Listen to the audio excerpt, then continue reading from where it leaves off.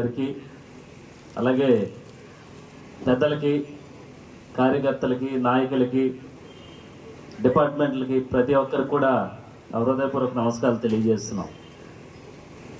ఈరోజు ఏదైతే ఎన్డీఏ కూటమి గెలిస్తే వీళ్ళు నెరవేరుస్తామని ఆ రోజు మాట ఇచ్చాము ఎన్నికలకు ముందు. ఆ మాట నెరవేర్చే విధంగా మనకి ఎక్కడ కూడా అభివృద్ధి అనేది ఎక్కడ కూడా లేదు. కానీ ఎన్డీఏ ప్రభుత్వం వచ్చి 2 నెలల్లోపే మీకు సంబంధించి ప్రతి గ్రామంలో సీసీ రోడ్లు కానీ, డ్రైనేజీ వ్యవస్థ కానీ, లైట్లు కానీ, అలాగే తార్ రోడ్లు కానీ, ఇల్లు లేనటువంటి వారికి ఇల్లు కానీ ఇవ్వాలని ప్రభుత్వం వెంటనే చర్యలు తీసుకోవడం జరుగుతుంది.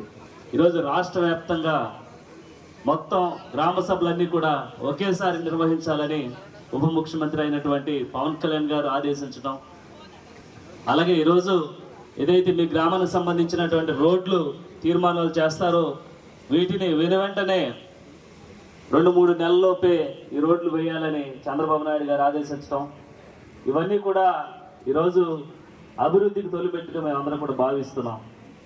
మీరు ఎన్నికల్లో ఏదైతే ఎన్డీఏ కూటమి అధికారంలోకి వస్తే ఇవన్నీ జరుగుతాయని మీరు మాపై పెట్టుకొని ఈరోజు మమ్మల్ని అందరినీ గెలిపించి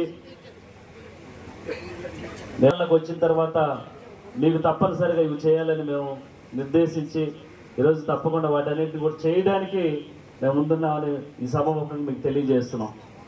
ఈరోజు ఉపాధి హామీ ఎన్ఆర్ఐజిఎస్ ఫండింగ్ నుంచి సుమారు మన నియోజకవర్గానికి 20 కోట్ల రూపాయలు ఇవ్వడం జరిగింది.